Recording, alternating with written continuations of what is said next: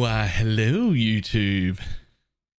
This is BalorMage and we are going to go over our day one in the new league, which I have to say, has been one of the smoothest and the most challenging league starts that I've had in a long time.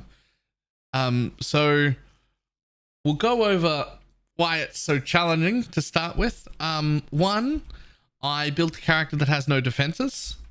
And two, the only thing I've updated since the moment I got to maps, which was like 6 hours in, and we re-geared pretty quickly after getting in maps. We got Call of the Brotherhoods. There's no quality on them yet. And the only thing I have upgraded since then is my chest. I just crafted that half an hour before the end of the stream. We were on a 5-link up until we've ran maybe the last like 3 maps on a 6-link. We've been on a 5-link up until then. This was my 5-link right here. Got that super early, so that has served me relatively well. But when I geared this character out, I had no money. There was no gear to buy anyway, so we were running Purity of Elements, which isn't bad. Purity of Elements is okay, but it means I have like no defense, because what I want to be running is Determination and Defiance banner, but I just didn't get to. So we're running Purity of Elements just to get cap. We have no armor to speak of, no spell suppression, no max block, no defenses of any kind. My defenses are my eyeballs, and they're not that effective. And as a result of that, we have died 86 times, which for me is probably the most amount I've ever died on a league start. But it is also the very quickest I have ever progressed on a league start, which is huge. We are at 91 completion out of 117, which means we have quite a lot of Atlas points. We will look at our skill trees in just a second, but we very comfortably are running tier 11 and 12 maps, although you can see we have done some 14s and some 16s, but those tend to require 4 to 6 portals. It's not great, and that's to be expected because I haven't built any defenses. The characters are meant to go low life, not life. It does have, now that I have this new 6-link, it does have a relatively appropriate health pool between health and energy shield, but with no other defenses, no block, no suppression, no max res, no anythings, it is a little too squishy for the high tier reds, which is perfectly fine. We plan to do a little bit of regearing in the morning, although when I say a little bit of regearing, I do have to say I only have 18 chaos to do it in, so it's probably not going to be that heavy regearing. So how has the Storm brand Occultist gone? Its damage is great, but this is how our tree looks, which is relatively similar to my original plan. We have a little bit of a stat problem where, oh, I can actually get rid of one of those dex nodes now. That's nice. I will worry about that tomorrow though. But for now, or for a long time, we had to have 4 stat nodes rather allocated, just to solve our stat problem, which was a bit rough. The regear in the morning should get us out of Purity of Elements and into this node and that node, which will hopefully give us Defiance Banner Determination instead of Purity of Elements.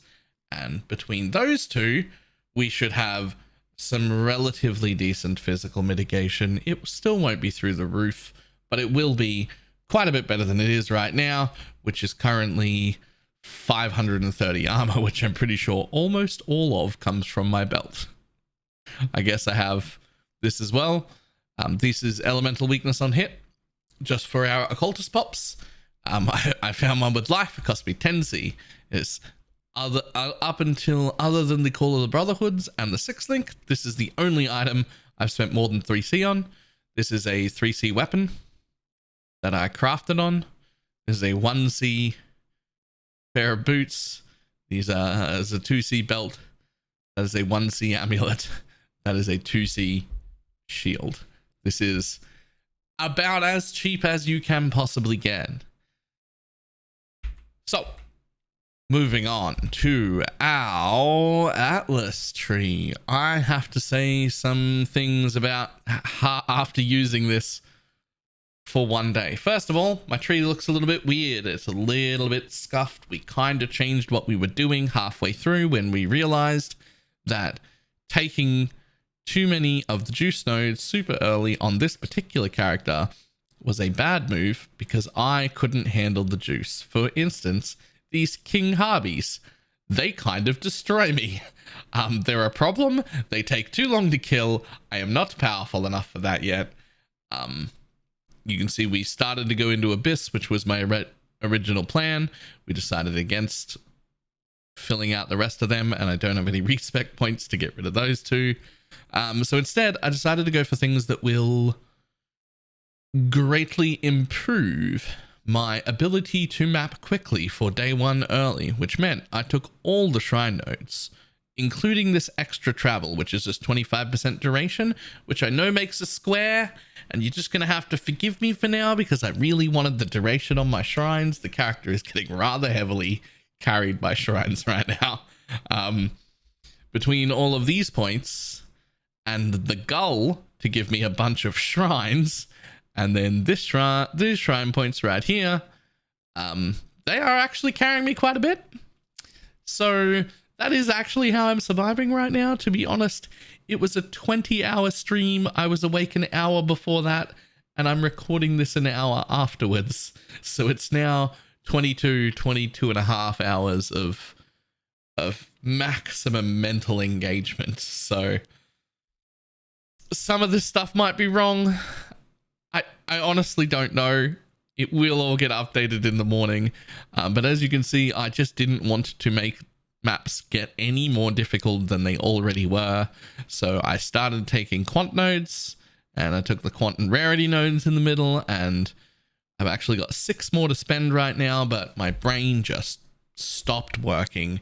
And I decided the best thing to do when my brain wasn't working was just to not allocate any of them and leave them for the morning. I don't know that was the right move, but it's the move we made. So yeah, I did not think this Kurak wheel would be needed before League, so I opted to go around it, and I believe that was the right choice. I have not found Kurak to be all that useful. He's given me a few completions. He's kind of cool, but mostly just That being said, I have taken all of the map nodes, and while I will say I have progressed further and quicker on day one than any other league in the past, I will also say I find these nodes to be mandatory for progression. Mandatory is maybe not the right term, because if you don't take them, you still will be able to progress. But to progress at an appropriate speed for me, I'm going to be taking all of them every time unless anything changes. Those are just always going to be there. So we did that. We did shrines, and we did harbingers. I wish I had left the King Harbinger off until the end. And now we are going into some expedition nodes. I'm not sold on these. I might change them later. I might not. I might buy expedition scarabs. Frankly, I don't know. But it's been fantastic. It's been absolutely fantastic. I have done some of the Maven invites. I've done this invite once and failed it horribly because I don't understand phase 2 of this fight at all. But we do have another one for the morning.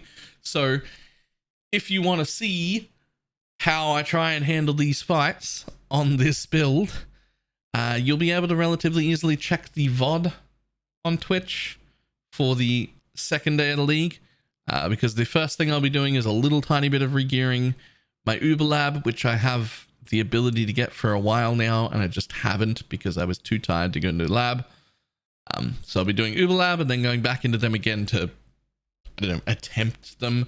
I don't know if I'll be able to kill them until I go low life. This character isn't really a character until it goes low life. So that's our goal by the end of tomorrow. is a rather lofty goal because I would like my entire character swapped over to low life. Shabs, chalupa amulets, all of those things in my low life setup. And I'd like to have one doctor card, which is a big ask out of one day. Or, yep, going from 14 chaos to low life into shavs in one day is going to be a little bit rough, but I do have a plan.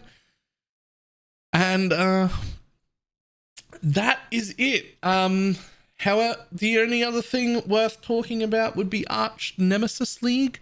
However, I have barely interacted with Arch Nemesis. We will be doing a lot of that tomorrow.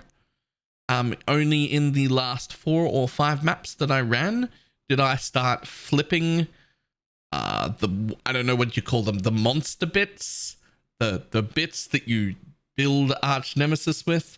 I just filled up on those. And I didn't really start picking them up until red maps. So I have like a full thing full of them to start playing with immediately upon mapping tomorrow. I will not be skipping the league mechanic anymore. We did skip it on day 1 because we skipped for the most part. We skipped almost all of it because I just wanted to see exactly how far through I could get. I do know there are plenty of races that get further through the Atlas than this, or have even got further through our old Atlas that was slower than this in day 1. But for me, this is a phenomenal progression. This is just way quicker than I've ever done before. Having this much, this is my day 3 level of progression normally, and this time it's my day 1. So I'm really happy with it. I'm really love this new Atlas. I really love everything about it. The only problem is, I believe it is, there's a small pitfall of you can progress through tiers in maps so fast that your character can't keep up, because the one thing I don't have is levels. I'm actually only level 81. Probably got something to do with all the deaths, Baylor. Normally I'd be 90 or 92 on day 1 and also stuck in yellow maps. This time I've progressed way further, but I'm only level 81 because I've died a lot. So we'll see what we can do about all of that tomorrow. It's been fantastic. I will have an update tomorrow, hopefully with a low life changeover, and then hopefully with some more opinions on Arch Nemesis itself, because we will be running that all day tomorrow. I've had a great day. Thank you everybody who hang out on stream. And good night, everybody. I am exhausted. Have a good one.